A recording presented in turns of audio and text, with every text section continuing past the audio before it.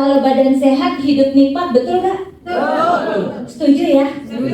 Nah, kalau mau badan sehat hidup nikmat, pakai produk yang tepat, betul nggak? Produknya apa? Tepuk tangan tepat ya. Ya. Hari ini kita bicara tentang peptide solusi revolusioner terhadap penyakit kronis. Ya, apa penyakit kronis? Kalau tadi revolusioner udah tahu ya sebagai produk yang memang sebagai pelopor ya. Penyakit kronis sendiri ya, menurut definisi yang disampaikan oleh Badan Kesehatan Dunia ya, disebut sebagai penyakit yang ya diderita oleh seseorang itu dalam waktu yang cukup lama, dan biasanya pemulihan maupun penyembuhannya juga lambat, bahkan tidak sedikit yang mengalami kecacatan ya akibat penyakit kronis ini ya, dan tidak sedikit juga memicu terjadinya kematian. Dan ada penelitian juga menyebutkan ya 80% orang yang usianya 65 tahun ke atas itu akan minimal ada punya penyakit satu yang kronis ya. Dan ada penelitian selanjutnya juga menyebutkan 68% ya dari orang yang usianya 65 tahun minimal tuh ada 2 yang kena penyakit kronis ya.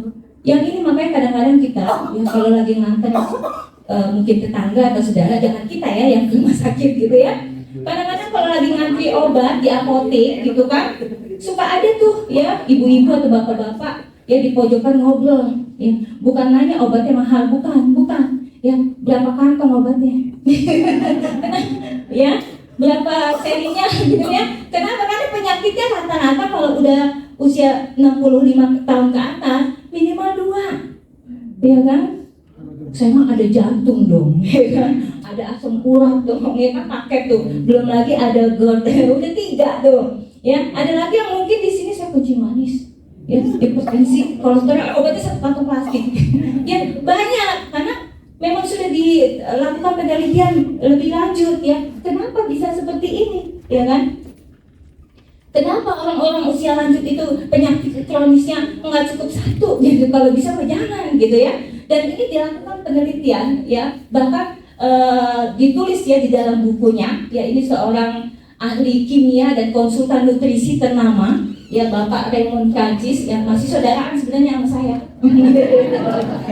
cuma dia nggak ngaku nggak apa-apa deh saya aja ngakuin ya, nulis buku Never Be Sick Again, jangan sampai sakit lagi ya. Dan latar belakang dia nulis ini karena beliau juga punya penyakit kronis yang banyak, bukan 1, dan hampir menghadapi yang namanya kematian ya.